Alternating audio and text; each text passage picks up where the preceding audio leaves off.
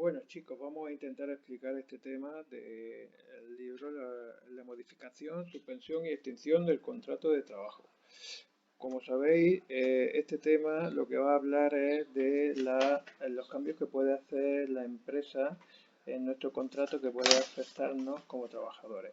En principio, habría que hablar de que el empresario tiene siempre la posibilidad de cambiar esas condiciones de trabajo que nosotros tenemos, pero habría que tener siempre, diríamos, estar dentro de unos límites. Significa que no puede hacerlo por la cara. Acordaros que los límites siempre van a ser que haya razones económicas, técnicas, organizativas o de producción.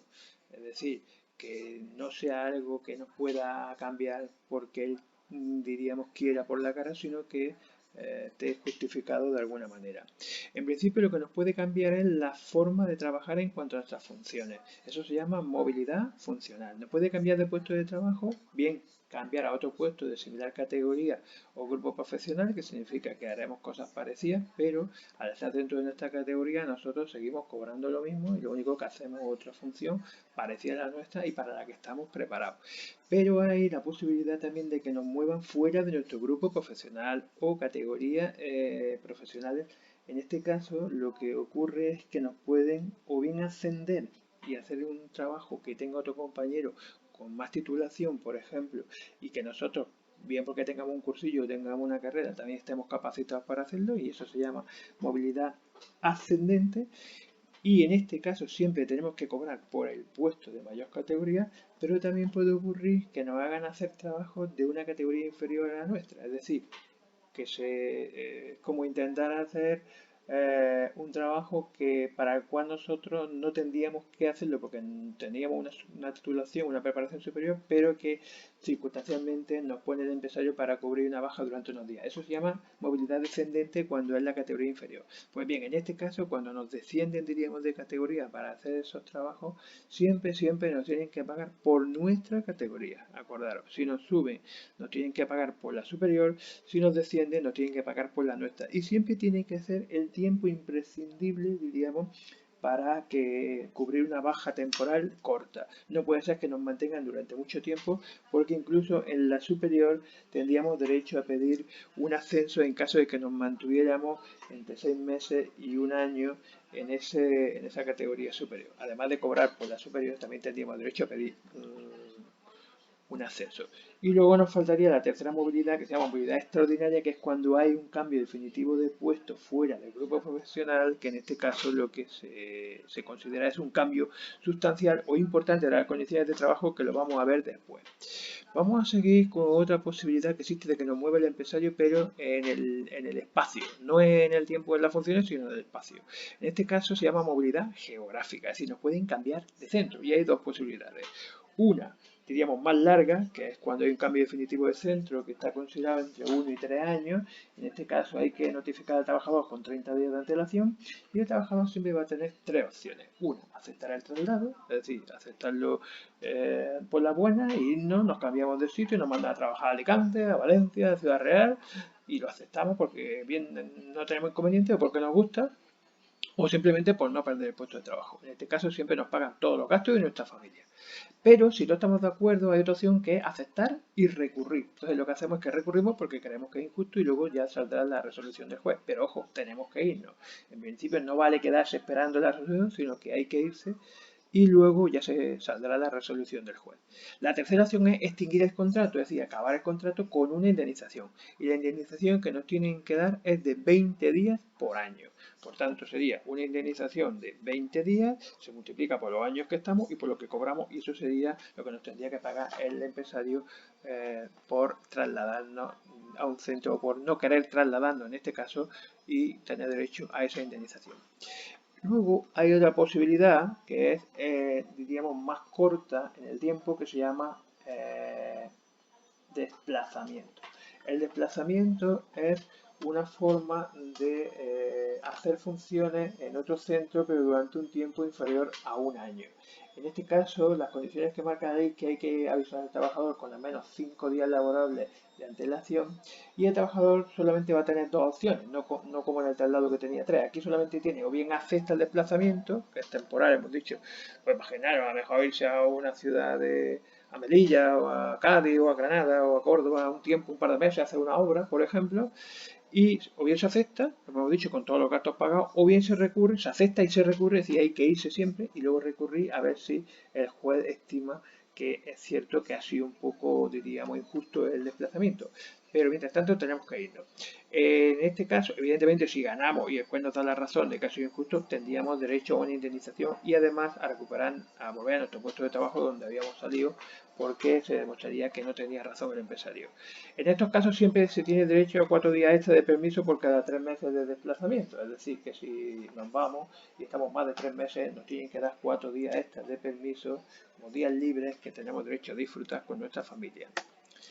Luego pasaríamos después a lo que hemos dicho antes, que era una modificación sustancial de las condiciones de trabajo. A ver, esto no es, parece muy difícil, pero son palabras muy fáciles. Una modificación es un cambio y sustancial significa importante. Por tanto, si queréis llamarlo cambio importante de las condiciones de trabajo, es igual que decir modificación sustancial de las condiciones de trabajo. Bien, pues las 6 condiciones que vienen aquí a la derecha por las cuales nos pueden cambiar, diríamos, nuestra jornada, nuestro trabajo son estas, ¿vale? Que nos cambien la jornada, que nos cambien el horario, la distribución del tiempo, que nos cambien el régimen de trabajo a turno, porque nos pongan o nos quiten, el sistema de retribución, cómo nos paguen y la cuantía que nos paguen, siempre dentro de los límites de lo que es el salario mínimo, pero nos pueden cambiar la forma de pagarnos, acordarlo en especie, en metálico y demás. El sistema de trabajo, como trabajo y rendimiento, aquí entraría pues, si trabajamos a comisión u otras cosas, también se nos puede cambiar. Y la movilidad extraordinaria, que era lo que era fuera del grupo profesional. Pues bien, siempre que intenten tocar alguna de estas condiciones que vienen aquí, se considerará un cambio importante y el trabajador tiene derecho a esto que viene aquí señalado. Primero, a aceptar. Tenemos derecho a aceptar, nos vamos, nos cambian el turno. Imaginaros que estamos trabajando en un bar y trabajamos de 8 a 2 y de repente la dueña de la cafetería dice que va a empezar a trabajar de 9 a 1, de 4 a 7 porque quiere trabajar por las tardes, porque hay más negocio, por lo que sea. En ese caso, nosotros tenemos la opción, tenemos 3 opciones. Hemos dicho una, aceptar, porque no nos importa.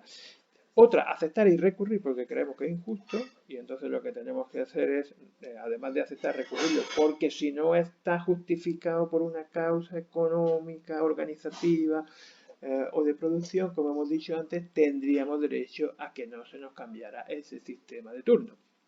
Y finalmente la tercera opción es que si no estamos interesados en cambiar el turno, por ejemplo, trabajar a jornada partida y no queremos seguir porque nosotros tenemos la vida organizada o nos rompe nuestros esquemas, pues tenemos derecho a una indemnización de 20 días por año trabajado, ¿vale? Acordaros que serían también 33 días por año trabajados si se demuestra en un juicio que ha sido un poco premeditado, que ha sido injusto, que no ha habido una causa económica, organizativa o de producción que lo justifique y eso haría que el juez nos diera la razón y en vez de 20 días nos pagarían 30 días de indemnización, 33 días de indemnización, perdón.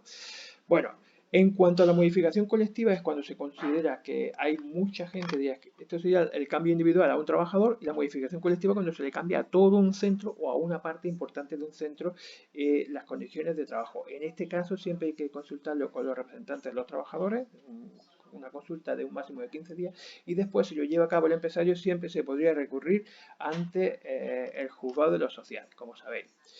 Y bien, vamos a ver ahora en este primer apartado la suspensión del contrato para ya cerrar este primer bloque. Aquí lo que se trata de explicar es que cuando estamos en una situación como hay ahora de ERTE, es decir, de expediente de regulación temporal de empleo, que hay mucha gente que está afectando con la crisis del COVID, del coronavirus, y esto está haciendo que muchas empresas van a cerrar y mandar a sus trabajadores a la casa, eso se considera todo esto una suspensión del contrato de trabajo. Acordaros, suspender significa que estamos un tiempo sin trabajar y luego volvemos.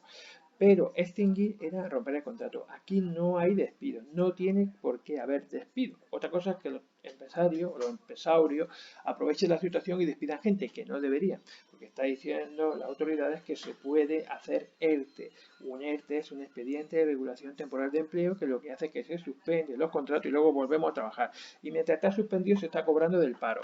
Bueno, pues además de los ERTE que estaría aquí, en el punto 4, las causas objetivas, que después veremos, existen otras causas. Primero, el nacimiento por un hijo, una hija o la adopción de ellos. En este caso, acordaros, ya lo veremos más adelante, que lo explicaré en otro tema, en otro bloque, perdón, del tema, es que tenemos derecho a unos permisos de maternidad y demás. Entonces, mientras tanto, nuestro contrato va a estar suspendido, es una causa de suspensión y después volveremos. Por riesgo durante el embarazo también, porque hay mujeres que tienen riesgo, embarazos de riesgo y tienen que suspender el contrato, que luego empalman con la maternidad y con la lactancia, pero mientras ese contrato se considera suspendido. Por excedencia, ojo, la excedencia, la explicaré también más adelante en otro bloque, es una situación en que nosotros dejamos de trabajar y después volvemos. Hay 4 tipos: excedencia forzosa, por cuidado de hijos, por cuidado de familiares y excedencia voluntaria. Pero todo esto lo explicaré más adelante en otro bloque de esta misma lección, ¿vale? En principio saber solamente que tenemos derecho a pedir una excedencia, que es a dejar de trabajar durante un tiempo y luego volver al puesto de trabajo. Por causa objetiva, lo hemos explicado antes, lo de los ERTE, es decir, que siempre que haya económicas, técnicas, organizativas de producción, nos pueden hacer un ERTE, en este caso, como ahora que hay una crisis económica, entonces se suspenden los contratos, se nos manda al paro y luego volvemos cuando pasa la crisis. Por causa de fuerza mayor, la quinta también es otra causa de suspensión, que esto es cuando hay un incendio o cuando hay una inundación, un terremoto, cualquier fuerza mayor de este tipo de la naturaleza, y lo que se hace es que los trabajadores van al paro y luego vuelven también al trabajo. Por tanto, sería otra causa de suspensión del contrato de trabajo. La sexta sería por huelga legal o cierre legal. Esto lo vimos en el tema anterior, ¿os acordáis que entró en el examen? Entonces, cuando hay una huelga legal que está justificada o un cierre patronal que cierra la empresa también por motivos justificados, que también lo vimos que tenía que comunicarlo a la autoridad laboral, en ese caso los contratos se suspenden, no cobramos esos días y luego volvemos otra vez a nuestro puesto de trabajo. La séptima sería por una incapacidad temporal. Una incapacidad temporal es una baja laboral. Es cuando tenemos un accidente o bien en el trabajo o bien en nuestra casa. En este caso estamos de baja, cobramos un porcentaje, ya lo veremos en la lección 11 de la Seguridad Social, dependiendo de cómo haya sido el accidente, si dentro del trabajo o fuera, se cobran unas cantidades u otras. Pero lo importante aquí es saber que cuando estamos de baja, estamos también nuestro contrato suspendido y luego volvemos a trabajar. La octava sería por suspensión de empleo y sueldo, que esto es cuando nos castigan, diríamos, acordaros de las sanciones, leve, grave, muy grave, y una de las sanciones que podía poner la empresa era por suspensión de empleo y sueldo.